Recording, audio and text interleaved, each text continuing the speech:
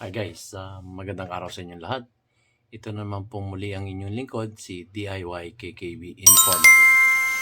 So, nais ko lang ipaalam sa inyo na mamaya na. Mamaya na yung aking biyahe papunta sa Panagbenga Festival doon po sa Baguio City. So, hopefully, maganda yung matutunghayan natin doon. Kasi, alis kami Friday. Dadating kami umaga. At yung 24 na yon ay naroroon yung dance parade. Maganda to, dance parade. So gaya nga ng iniisip ko, ang dance parade, hindi pa kasi ako nakakapanood ng dance parade nila doon sa Panagbenga Festival. 1 month kasi yung kanilang schedule para doon sa kanang festival na Panagbenga Festival. So nakita ko nga ron sa schedule is napili ko yung 24 at saka 25. Yung 24, yun yung dance parade nila. So, maganda to. Isip ko, maganda to. So, tingnan natin. Tingnan natin kung ano yung kagagandanan.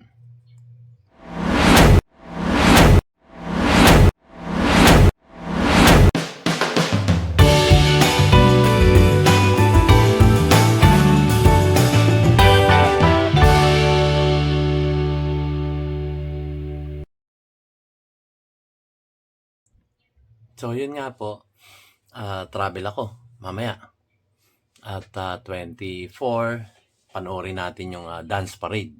Tingnan natin kung gaano kaganda ang Panagbenga Festival dito sa dance parade nila ng schedule is February 24. Malamang-lamang yon, parang sa ibang piyestahan ba na grupo-grupo.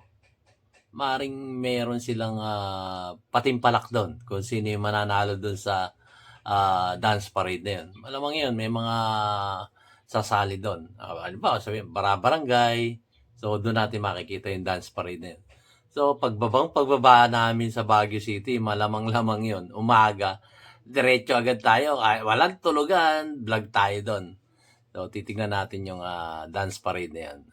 At yun nga, kinabukasan naman nun, yun naman yung Flower Festival na tinatawag. Tingnan natin kung ano yung Flower Festival na tinatawag nila doon. Na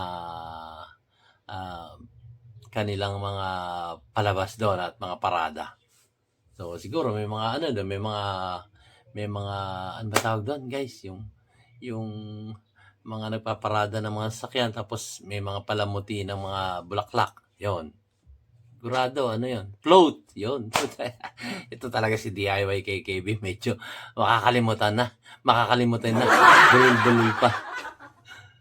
So, yun. Float pala yun. Float. Maraming float sigurong daraan doon na punong-puno ng mga bulaklak, iba't ibang klaseng bulaklak.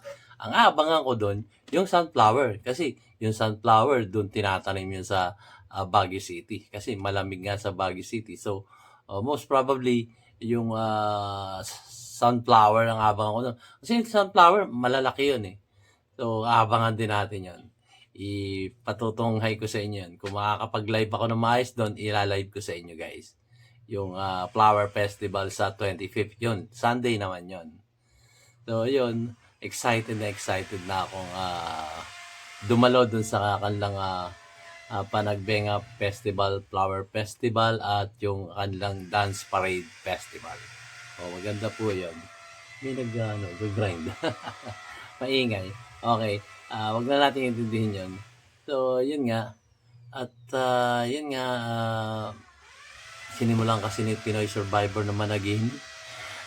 Tuloy ngayon, nanaginip din ako. Yung nakaraan kong panaginip, yun nga, nasa pedestal ako, parang sa harap ng mga kongresista. Ngayon naman, iba. Kumbaga, marami kasing nagtatanong. Now na. Sinasabi rin ni Sir Dado yun. Iniipon ko ba yung mga sinasabi ng mga sa comments box? Sa comment box natin dito sa DIY KKB Informative. Now na. So, pag now na, ibig sabihin, patungkol nila sa mga military men. Tapos, may sinasabi naman na, hindi, mag-ipon-ipon muna kayo. Kumbaga, kung may lakas kayo, para bang yung sa yung sinasabi lang sa ah, People Power 1 nung 1986. So, 'di ba People Power, yung kumbaga mapayapang pamamaraan. Mapayapang pamamaraan 'yon. Ang nangyari noon, People Power nga, ang nanguna doon ay ang military. Dalawa 'yon. Marami sila pero ang naging starring role doon yung dalawang military na si dating presidente Fidel Valdez Ramos at yung kanyang kasama is si ating naging senador na si Enrile. Ano ang pangalan ni Senator Enrile? Buhay pa yon hanggang ngayon. 90 plus na yon ang edad niya. Si Senator Enrile. Yon, si Senator Enrile at ang dating Pangulong si Ramos, si Tabaco. So, yun ang nanguna noon dun sa pagkakaroon ng People Power 1. So, yun nga, yung pinababa yung ating dating Pangulong Ferdinand Marcos Sr. So, ang pagkakasabi ni Sir Dado, kasi parang naano na sila, ang daming maling desisyon ng gobyerno noon. Kaya sila sabi na nating hindi umayon, nag-class. So, sa base sa akin pagkakaalam, doon sila namalagi sa Camp Aguinaldo dito sa may Quezon City. Tapat siya ng Camp Crame. So, yung kampong yung dalawa, magkaharap lang yung Camp Crame tsaka yung Camp Aguinaldo. So, siyempre, naroon sila, natrap sila doon. So, ngayon, tumawag itong ating namayapang si Cardinal Sin ng mga Katoliko. At nanawagan sila na suportahan itong dalawang general na naroon sa Camp Aguinaldo. So, nung nanawagan siya, I think parang sa Bombo Radio yata yun. Doon siya nag-announce sa radyo. Or sa TV meron din. Narinig ko rin yun. Napanood ko rin yun. Sa TV nag-announce siya na suportahan natin ang dalawang general na to. So, on the other day, eto na. Nagpuntahan na yung mga tao. Unti-unti, parang alam nyo yun, yung langgam na tuloy-tuloy na dumarating, tapos unti lang, tapos biglang makikita mo, sunod-sunod na araw na, talagang dumami na, guys. Parang pulo-pulo itong taong nasa ilog ba, na rumaragas ang, hindi tubig rumaragas ang tao doon sa EDSA. Makikita nyo talaga yan. At may mga videos naman yon. Tingnan natin kung makakakuha ko ng videos nun. Meron nun yung EDSA People Power Run na pati mga madre, mga negosyante, mga mahihirap, mga mayayaman, sama-sama na doon. Ito ngayon, anong naging problema? Paano na? Ilang araw nag-people power nun? Parang, I think it's 3 days. So, yung first day, problema sila sa pagkain. Paano gagawin natin sa pagkain? So, sa pagkain, meron namang mga nag-pledges na mga negosyante na nagpamod-mod ng mga pagkain, kagaya ng biskwit, importante yung tubig, at merong kanin at ulam din na dumating doon that time. Talaga namang dumagsa ang tulong doon sa mga taong nag-people power doon sa EDSA. So, yung iba naman, nakita ko kasi ako 20 anyos na mahigit noon that time. At napunta rin naman tayo doon. At nakikita natin, yung iba parang salita relyebo. Sige, punta ka dito. Parang shifting ba? Sige, kami iuwi muna at magbibihis. Yung iba naman, stay dyan. Tapos, yung mga nagbihis, na umalis, dumating, relyebo naman, yung iba naman, umuwi para magbihis din at maligo. Para kumain din. So, kasi mahirap sustinahan yung pagkain doon. So, gano'n nangyari. Relyebo. So, hanggang sa, ayun na. Nung, I think it's third day yata, nagmarcha na sila. Gabi yun. Marcha sila. Yun ang pagkakaano ko po base dun sa aking eksperyensya at tayo naman ni nanood doon. Hindi lang tayo vlogger noon. Hindi nga lang tayo vlogger na that time. Noong 1986 na yon. So yun, marcha sila, marcha, dire-diretso. At doon na nangyari yung talagang nilusob na yung Malacanang. Kung mapapansin nyo nga doon, lahat ng mga ano doon, talagang pinagsisiraan lahat ng imahe ng mga pamilya Marcos noon. Naroon yung kay First Lady, yung kanyang kwadro doon, yung kwadro ni President Marcos Sr. Talagang pinagwawasak nila. Kasi nga, noong that time, nabalitaan na siya lumipad na papuntang Paway. Paway, alam ko, dyan sa norte rin yung Paway. Yung pala, sa Hawaii siya napunta. Yun ang nangyari nun. Imbis na Paway, Hawaii pala. Hawaii yung pinagpunta. Kasi itinransport na ng mga Amerikano ang ating dating Pangulong McCoy at that time. So, nakakalungkot. Nakalungkot yung nangyari dun sa 1986 na yun. Kasi isa yun sa napanaginipan ko eh. Yung mga istorya na yun, napanaginipan ko yan. Ganun nangyari. So yun, hindi na natin pahabahin. Panoorin nyo na lang. May mga YouTube naman na ganun eh. Sinasalaysay nila kung ano yung nangyari. Iba't ibang istorya. Iba't ibang istorya ng People Power One noon. Ang matutunghayan nyo. Dito sa YouTube, marami noon. Tunghayan nyo yun. Mga istorya at nagre-report na kung ano yung mga totoong nangyari sa People Power One. Baga, talagang ano yun, actual footages. Actual footages yung mga mapapanood nyo. Pero yung iba, hinahanap ko, wala na sa YouTube. Ewan ko kung dinilit nila for personal consumption. Pero meron pa rin doon. So, yun nga, ang napanaginipan ko naman, yung sinabi ni Sir Dado, na sabi niya, kailangan ng gobyerno to, reboot. Yun yung sa kanyang sariling opinion. Ang sa akin naman, dadagdagan ko na lang. Sabi ko gano'n sa panaginip ko. Dadagdagan ko na lang. Kasi yun yung sinabi niya sa panaginip ko eh. Si Sir Dado, reboot. Ako naman, dun sa pagkakataon na yun, base sa aking panaginip, parang computer yan. Ni-reboot mo, pinatay mo yung computer, reboot eh. Tapos i-on uli yun. Parang restart lang ang mangyayari yung reboot. I-restart mo lang yan. So, parang pag-reboot mo, pag open mo ulit ng computer mo, kasi nasa computer ako nun sa panaginip ko. Sabi kasi reboot para maalis yung virus. Sabi ko, naroon pa rin yung virus. Naroon pa rin yung virus. Nakikita ko, I love virus. Parang nakita ko rin din, I love virus. Yung nangyari sa atin noon, talagang yung computer natin, pinasok ng I love virus. Ayon sa balita, dun sa panaginip ko, yun ay ginawa ng isang Pilipino. Isang Pilipino lang guys. So, itong isang Pilipino to, ayon sa aking panaginip, nung lumaganap yun at nabalitaan ng Amerika, yung I love virus nun, sa aking panaginip, hinire nila yung taong yun. Imbis na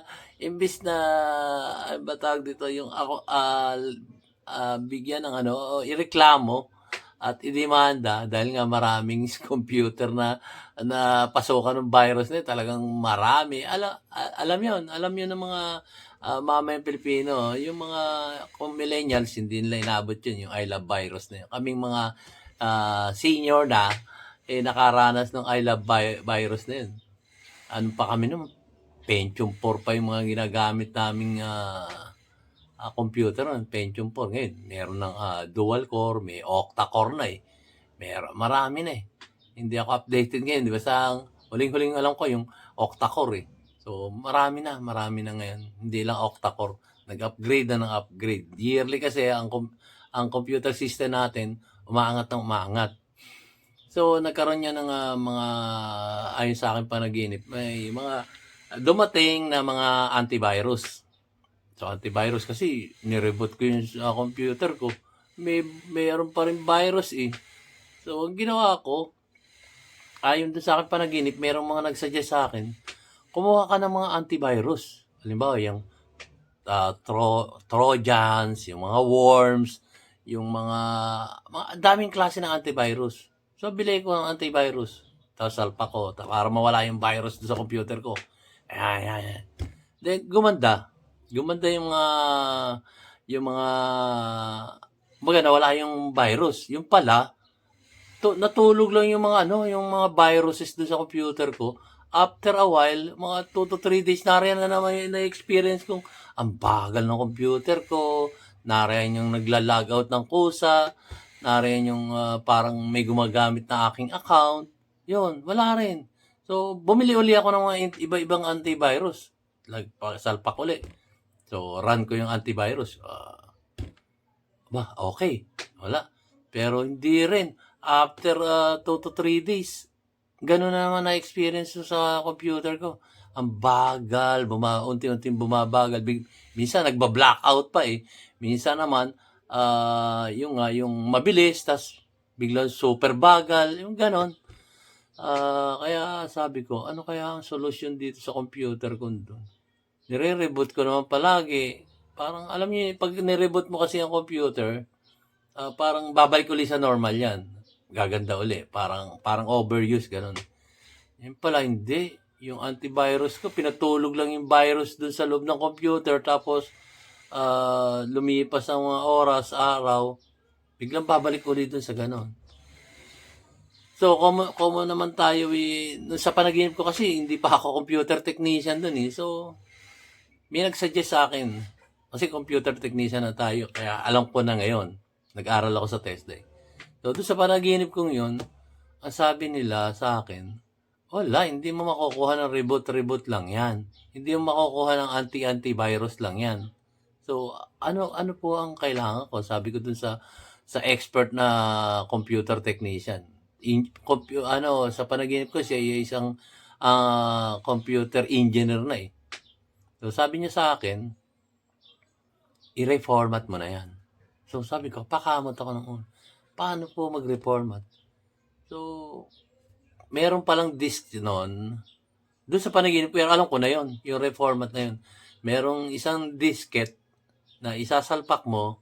Pag salpak mo noon, doon na magsisimulang i-reboot yun. Ayusin. So, yun ang reboot na yun ang reformat na tinatawag. Magre-reformat ka, may mga step 1, step 2 doon. Susundan mo lang yon. Susundan mo lang yung mga step by step na yon. Kasi ang may problema doon yung pinaka hard disk.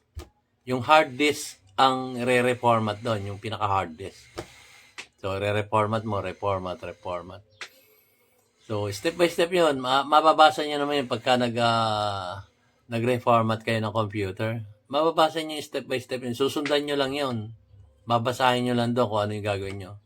So, it takes doon sa amin sa computer technician at nagre-reformat din kami doon nung kami nag-aaral noon. It takes only less than an hour nakapag-reformat ka na ng computer mo. And then, siyempre, pag na-reformat mo yun, magpapasok ka uli ng mga tools mo. Yung halimbawa, kung ano yung mga tools na gagamitin mo. Like for example, ikaw ay isang designer. So, merong particular kang i-install doon sa computer mo. Or, kailangan mo mag-install ng Facebook. Kailangan mo mag-install ng YouTube. Kailangan mo mag-install ng Google. Yun. Doon talaga i-install nyo. Pwede ninyo ring i-uninstall, uninstall yung mga tools na gusto nyong gamitin. So, pag nagawa nyo na yun, wala na yung virus. Wala na yung virus kasi na-reformat nyo na yung computer nyo. Yun ang kagandahan doon. Instead na i-reboot mo, kailangan i-reformat mo na siya. Totally i-reformat mo siya. Tapos na sa panaginip ko, bumalik. Ganun na naman, nakaka-experience na naman ako ng pagbagal ng aking computer.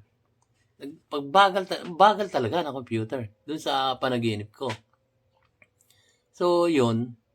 Ang ginawa ko ngayon, talagang chinek ko na lahat. At ang ending, guys, kaya pala ganun ng ganun. Wala palang problema dun sa aking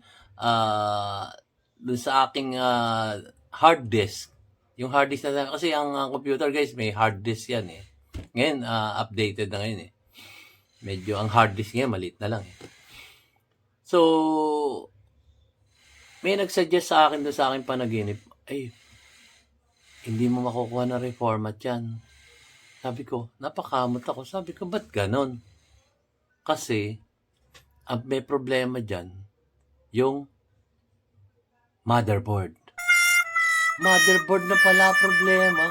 Nag-reformat pa ako ng reformat. Nag-reboot ako.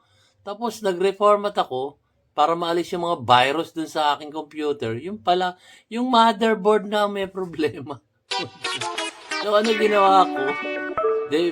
Palit ako ng motherboard.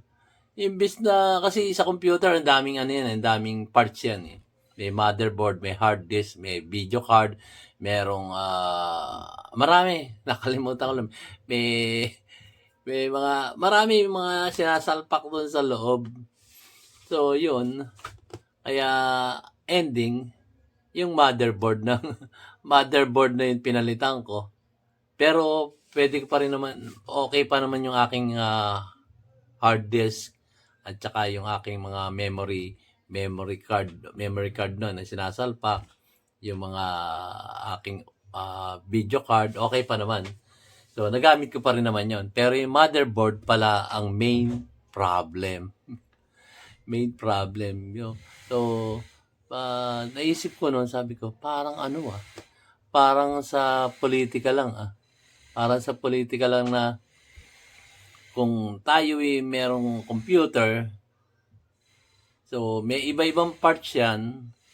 Para sa ating lipunan, meron tayong iba't ibang narenyong presidente, vice-presidente, senador, kongresista, mayor, vice mayor, konsehal, kapitan, mga kagawad, at hanggang sa down low na mga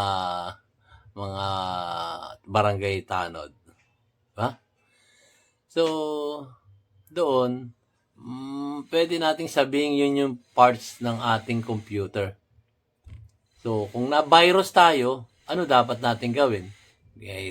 Kailangan natin ng antivirus. Pag hindi umepekto yung antivirus dun sa mga politiko na yon at gaya sa ating computer, ano gagawin natin? So, ang gagawin ay kung hindi umubra yung antivirus na yon, mag-reboot ka ng computer mo. Pag hindi nakuha na reboot, magre-reformat ka. Yun ang mga kung baka mamaya buo pa yung motherboard eh. So, reformat ka. Pag hindi nakuha na reformat, palit na tayo ng motherboard. Yun po. Yun ang po pwedeng natin gawin. Parang ano rin na sa politika na. Pag hindi umubra yung isa, palitan mo. Pag hindi, ganon. Ganon ang ayon sa aking panaginip, ganon pala po pwedeng gawin doon sa computer system na ginagamit natin. So, yun. Medyo magulo yung paliwanag ko, Pero yung mga technician, computer technician, alam nila, tsaka yung mga gumagamit ng computer desktop man yan, o yan man ni laptop, o yan man ni tablet, yun. Kailangan natin yun. Kailangan nating maayos yung ating desktop. Kailangan maayos natin yung ating laptop dahil masyado mabagal na, ang daming virus. So, ayusin natin. Ayusin natin yung ating mga computer, mga desktop, laptop, tablet, or even cellphone. Pagka may cellphone tayo, hindi na natin gusto yung performance ng ating cellphone, palit na agad. Benta mo na yung cellphone mo. Ako may bibili pa, pero ako, ang ginagawa ko dyan, souvenir eh. So, pagka hindi na working properly yung aking cellphone, siyempre, magpapalit tayo. Kung may pera nga lang tayo, yun ang problema. Kung may pera tayo, kung wala tayong pera, magtitiis tayo dyan sa ating cellphone. at pwede pa naman gamitin. Pero kung meron naman tayong financial na capability, bili tayong bagong cellphone. Yung nga iba mayayaman. Halos pag may bagong model na isang cellphone, bili agad sila. Di ba? Nakakaipon sila ng cellphone, ginagawa lang souvenir. Diyan ka sa tabi. Diyan ka lang. Tayo ka lang diyan. Ganon. Pero hindi mo na siya ginagamit. Nariyan lang siya, pang display na lang. Parang ganon rin. So, sa ating naman gobyerno, pwede rin pala yun. Para lang palit ka lang ng palit sa cellphone. Yan. So, yun. Magulo. Miski ako naguguluhan. Naguguluhan ako sa nangyayari sa ating lipunan ngayon. Sa ating inang bansang Pilipinas. So, yun. Sa computer natin, kung gusto nyo maayos yung computer natin, total reformat na tayo. Hindi nakuha sa reformat, palitan na yung motherboard na yan. Wala na tayong magagawa dyan. Junk na yan. Ganon kasi, pag nasira motherboard mo, hindi mo na po pwedeng hinang-hinangin yan. Yung hihinangan mo yung mga parts niya sa motherboard, hindi na.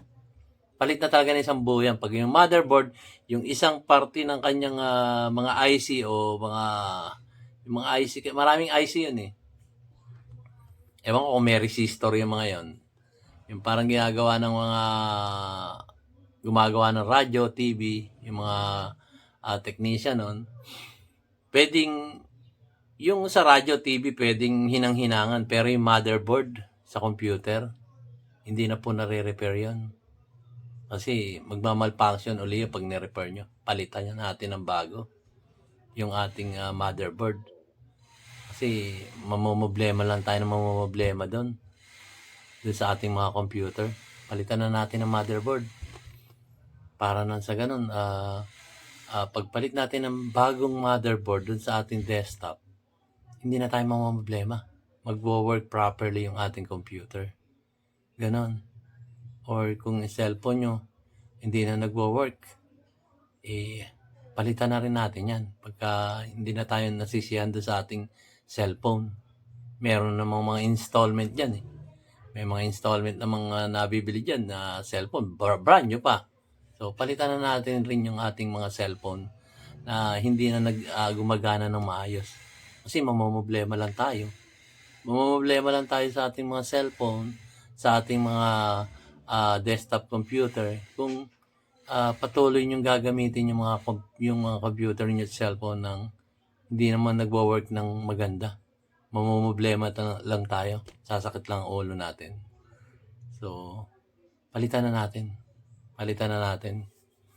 Mahirap tayong dumepende dun sa mga hindi naman gumagana ng maayos.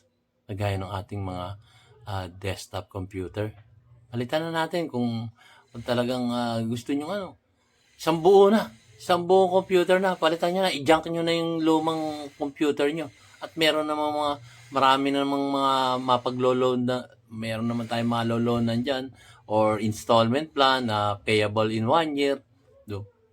Palitan na natin yung ating mga desktop computer at mga cellphone. Inuulit ko, palitan na rin natin yan. Meron tayong makukuhang installment plan dyan. Huwag tayong manghinayang dun sa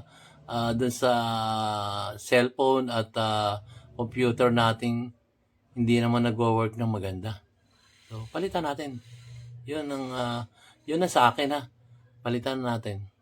Palit talaga. Totally. Palit. Kung hindi na kaya ng reformat, hindi na kaya ng reboot yung ating mga computer, palitan na.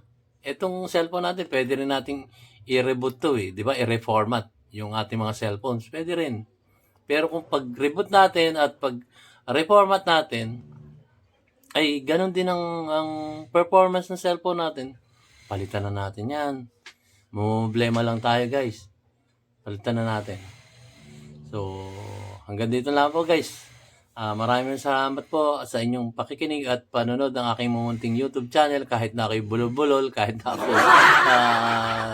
nagkakawindang-windang yung aking pananalita, nakuha nyo naman ang aking ibig patukoyin. na palitan na natin yung ating computer set na yan. Palitan na natin yung ating mga cellphone na yan na sasakit lang ang ulo natin. Pag tayo magpe-Facebook, mag-YouTube, tapos problema tayo, bagal-bagal. Ang bagal-bagal ng ating cellphone at sa ating mga computer. Namumblema lang tayo, sumasakit lang ang ulo natin. Bayad tayo ng bayad ng ating internet, yung performance naman ng cellphone natin, di ba? Ang bagal-bagal, samantalang bayad tayo ng bayad ng internet, sasabihin na natin 100 Mbps yan, sir. Totoo naman, 100 Mbps, bayad tayo monthly. Ang problema, mabilis nga yung internet natin. Ang problema naman natin, yung computer natin, tsaka mga cellphone natin, yun ang problema. So, palitan na lang natin. Palitan na natin ng bago. Yun lang po, guys. So, maraming salamat po sa panonood ng aking mamunting video, DIY KKB Informative, na nagsasabing, palitan na natin yung mga cellphone natin, yung ating computer set, na nagbibigay naman ng problema sa atin, at tayo'y gumagastos lang ng car repair dyan, tayo'y bayad ng bayad sa technician, hindi naman na re-resolve ang problema. So, anong maganda? Palitan natin ng brand new. Palitan na natin yan. Yung computer natin at yung mga cellphone natin na mababagal at may mga virus na palitan na natin yan. Maraming salamat po. See you on my next vlog, guys. Papunta ako ng Panagbenga Festival, aking i-live sa inyo kung may pagkakataon kong i-live. Kung maganda yung internet na kung mabilis, okay. Kung mabagal, i-record ko na lang para sa inyo. Maraming salamat po. See you on my next vlog. Mamaya meron akong interview kay DIY, kay DIY KKB, no? KKB na TV, no? Tapos noon, pinaunlakan ko dahil sa gusto kong suportahan natin siya, no? Gusto kong suportahan natin siya. Tignan niyo yung channel niya, tapos noon, I am authorizing him na kunin yung aking mga content ng videos and then explain pa niya, no? Magkakausap naman kami. So that kung sino man yung subscriber dito, subscribe na rin kayo sa kanya, no? Support nyo rin. At tingin ko dito, tunay na Pilipino he's out na, imagine, bumiyahe pa siya para lang makipag-meet sa akin. Kaya nga, that's why I stayed up para I will really meet him sa stasyon. Okay. Oliver Lucas will always support you, sir. Maraming salamat, Oliver. DIY KKB, travel vlog in the Philippines. Thank you, DIY KKB. Announcement, interview na ko nito ni DIY KKB. So, i-support niyo yung channel niya, no? DIY KKB. So, thank you. Ingat lagi.